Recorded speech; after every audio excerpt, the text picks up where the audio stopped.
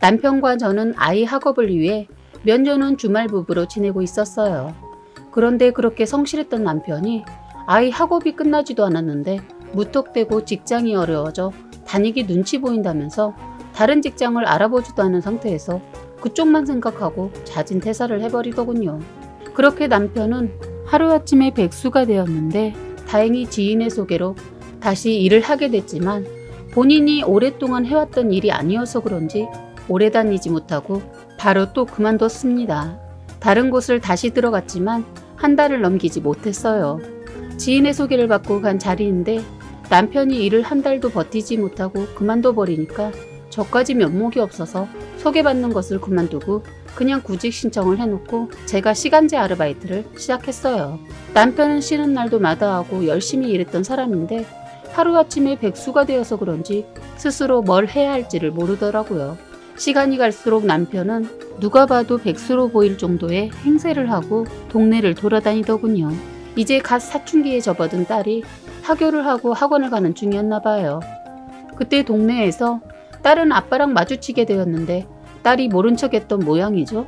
그런데 남편은 눈치 없이 자기만 생각하고 반갑게 딸아이한테 달려갔던 모양이에요. 딸은 애들한테 창피했는지 모른 척하려고 하니까 남편 놈이 딸의 이름을 부르는 바람에 딸은 친구들에게 초라한 아빠의 모습을 보여주기 싫었는데 할 수 없이 결국 소개를 하게 되었다고 하더군요. 딸이 집에 와서 울며 불며 얘기해줘서 알게 되었는데 남편 모습을 보니까 머리도 3, 4일은 감지 않은 모습이더라고요. 남편 모습을 보니 저라도 조금은 창피했을 것 같았어요. 그래도 저는 울고 있는 딸에게 오히려 뭐라고 했어요. 남편은 자신이 일을 하고 있지 않아서 그런지 딸아이한테 받은 충격이 컸던지 바로 일을 알아보고 계속해서 면접을 보러 다녔는데 잘 되지 않았습니다. 남편은 원래 먹고 살려면 지인이나 친구 모임 이딴 거 다 필요 없다고 말하던 사람이 갑자기 동창 모임 문자를 받고 가겠다고 하더군요. 쉬고 있는 김에 바람도 쐬고 친구들 얼굴 보면서 기분도 전환시키고 오라고 보냈더니 다녀온 후 며칠 지나서 취직을 할 것 같다고 하더라고요. 친구가 보험을 하고 성공했는데 너무 멋져 보였다고 하면서 자기도 할 수 있다면서 보험을 해보겠다고 하더군요. 갑자기 보험에 대해 얘기를 하면서 흥분한 상태로 말을 하는데 이미 취직을 한 사람 같았습니다. 사실 보험에 대한 나쁜 말을 들은 적이 있어서 살짝 걱정도 되기도 했는데 주변에서도 걱정을 해주더군요. 요번에 일 그만둔 거 빼고는 속을 썩인 적이 없는 남편을 믿고 놀고 있는 것보단 뭐라도 하는 것이 좋을 것 같아 응원해줬어요. 그래서 그 친구 소개로 보험을 하게 되었습니다. 그런데 보험이란 일을 시작하면서 외모뿐만 아니라 하는 행동도 정말 변하기 시작했어요. 원래 말주변이 없는 것은 아니지만 공장에서 잔뼈가 굳어진 사람인데 사람을 상대하는 일을 할 수 있을까 고민했는데 생각보다 잘 버티는 겁니다. 사실 남편이 인물이 어디 내놔도 빠지지 않는 사람이긴 하거든요. 늘 작업복 같은 거 아니면 잠바만 입던 사람이 양복을 입으니까 옷이 날개라고 정말 환칠하더라고요. 본인도 자신의 변한 모습이 좋은지 거울에서 눈을 안 떼고 날이 갈수록 옷을 비롯해서 이것저것 사들이기 시작하더군요. 그런데 처음에는 제가 양복이며 가방 같은 거 좋은 걸로 사주니까 괜히 돈 쓰지 말라고 말리던 사람이 어느 날부터는 본인이 알아서 브랜드 쪽으로 눈을 돌리더니 저 모르게 명품도 몇 개 사서 감춰놨더라고요. 처음엔 저한테 미안해서 그랬나 보다 생각했습니다. 저는 바둥바둥 살면서 아껴두던 비상금까지 털어서 이것저것 챙겨줬더니 뒤로 저를 속이고 이러고 있었더군요. 이놈이 이랬던 것에는 다 이유가 있었더라고요. 일을 시작하고 좀 지나자 한동안 잘 굴러다니던 차도 바꾸려고 난리를 쳤었는데 끝까지 차 바꾸는 것을 말렸는데 기가 막힌 게 저 모르게 적금도 해지하고 모자른 나머지 돈은 친구한테 돈을 빌려서 할부로 사서 그 친구한테 갚으면서 차 명의도 친구 명의로 하고 저를 철저하게 속이고 2대를 끌고 다녔더라고요. 새로 산 차는 회사에 놓고 집에 올 땐 전에 있던 차로 퇴근을 했던 겁니다. 나쁜 새끼가 말입니다. 글로 욕을 다 표현 못하고 쓰려니 속이 풀리지 않고 분하면서 그때 일을 생각하니 손이 떨리고 가슴이 답답하네요. 다시 전 남편 얘기를 하자면 저는 나중에 애들 아빠고 뭐고 그냥 인간 쓰레기다 생각하고 제대로 한 방 먹였습니다. 알고 보니 그 친구 놈도 똑같은 인간이더군요. 남편 친구놈은 아직 결혼을 하지 않은 상태에서 연애만 거의 8년을 하고 있는데 다 이유가 있었던 건 아닌가 싶더군요. 남편놈 친구놈도 알고 보니까 바람을 밥 먹듯이 피고 있었더라고요. 그래서 여자친구와도 헤어짐을 반복하고 있다는데 너무 기가 막힌 게 들키면 잠잠하고 있다가 용서받고 나면 또 바람 피고 했다는데 그 여자도 대단한 것 같아요. 제가 그들의 얘기를 어느 정도 들었는데 제가 생각하기에는 평생 못 고칠 병 같은데 어떻게 8년을 이렇게 사귀고 있는지 대단한 여자 같았어요. 어쨌든 그 여자 남자와 저희 남편놈이 여자들이랑 그딴 짓을 하기 위해 서로 도움을 주면서 바람을 피웠더라고요. 살면서 한 번도 여자 문제나 돈 문제로 속을 썩인 적이 없어서 믿었는데 너무 믿은 제가 잘못이라는 생각도 들었어요. 친구 하나 없이 일만 죽어라 했던 사람이 친구를 만나고 나서 너무 활기차게 밝아져서 되려 좋아 보여서 잘 됐다고 생각했는데 이 두 놈들이 저와 그 여자친구를 바보로 만들어 놓고 아주 신나게 바람 피우면서 지냈다고 생각하니까 억울해서 못 살 것 같아서 저는 바람난 여자들의 뒷조사 아닌 뒷조사를 했습니다. 알고 보니 이놈이 직원과 고객과도 바람을 피웠더군요. 사실 바람을 알게 된 것은 남편이 깜빡하고 핸드폰을 두고 출근을 했는데 핸드폰 문자와 한 통의 전화를 받으면서 모든 것이 밝혀지게 되었습니다. 일할 때 쓰는 전화와 개인적으로 쓰는 전화가 있었는데 일할 때 쓴다는 전화를 두고 출근을 했던 거죠. 남편이 나가고 20분이 되었을 때 문자 한 통이 오더군요. 일할 때 쓰는 전화라 전혀 신경 쓰지 않고 남편한테 전화 두고 갔다고 전화를 하려고 하는데 때마침 문자가 오더군요. 기다리고 있는데 오늘은 왜 늦어? 라는 문자에 하트를 날렸더라고요. 순간 뭐지 했어요. 다음 문자는 더 기가 막혔어요. 자기야 빨리 와, 나 지각해 하고 문자가 오더니 문자를 확인하지 않으니 전화가 오더군요. 여자였습니다. 제가 안녕하세요도 하기 전에 먼저 상우씨 운전 중이야? 나 먼저 갈게. 자긴 외근 갔다가 출근한다고 내가 말해놓을게 하고 끊더군요. 가슴이 먹먹했습니다.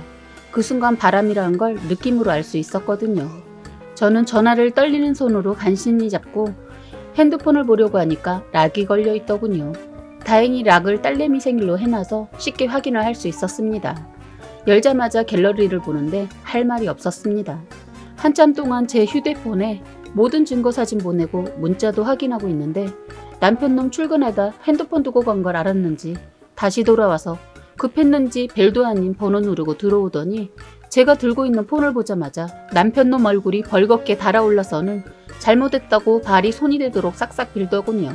저는 그 폰을 봤을 때 이미 이놈과 이혼을 생각하고 있었기 때문에 이 사람의 사과는 의미가 없었습니다. 차도 2대를 가지고 있었다는 것도 핸드폰을 보면서 그때 알았네요. 여자랑 같이 찍은 사진이며 차에서 애정행각을 한 사진도 함께 있더군요. 그리고 핸드폰에 자기가 소중히 여기는 것 중에 1순위가 그 차라고 핸드폰 갤러리에서 차 사진과 함께 써있더군요. 기가 막혔습니다. 핸드폰에 있는 모든 기록을 다 확인해보니 그 친구놈한테 빌려서 차값을 갚고 있는 기록까지 다 있더군요. 그래서 생각지도 않게 칠칠맞게 핸드폰을 흘리고 출근한 남편놈 덕분에 쉽게 바람핀 남편놈을 잡을 수 있었습니다. 저는 남편과 말싸움을 하다 끝내 벽에 걸려있는 가족 사진을 떼어서 바닥에 던져버렸더니 남편놈 어리둥절하더라고요. 저는 엉망이 된 거실을 그냥 두고 방으로 들어갔어요. 한참 있다 나가보니 거실을 깨끗이 치우고 남편놈 나갔더군요. 저는 문자를 보내려고 하니까 딸한테 문자가 온 거예요. 아빠랑 저녁 먹고 가겠다고 하더군요. 저는 마지막 저녁이 될 것 같아서 그냥 뒀습니다. 그리고 다음날 주말이어서 딸도 있었기 때문에 딸도 앉혀놓고 이혼 얘기를 했어요. 남편놈, 그건 어제 끝난 거 아니야? 내가 잘못했다고 했잖아. 넌 어제 그게 끝났다고 생각하니? 착각했구나. 아니야. 이제 시작이야. 난 내가 다른 몇몇 여자랑 그렇고 그랬다는 게 너무 싫고 더러워. 너 그러고도 나랑 살려고 했어? 제 얘기를 듣고 있던 딸이 아빠 진짜야? 아빠 바람 피운 거야? 그것도 여러 명과? 아빠 이제 우리 집에 오지도 마라. 더러워. 어떻게 그럴 수 있어? 하면서 난 엄마가 선택한 대로 따를게. 그리고 아빠는 다시는 얼굴 보기 싫어. 하면서 방으로 들어가 문을 잠가 버리더군요. 저는 혼자 앉아서 아무 말도 못하고 있는 남편놈한테 깔끔하게 끝냈으면 해 하고 말했어요. 그랬더니 이렇게까지 해야 했어? 난 절대로 이혼 안 해. 아니 못해. 그러더군요.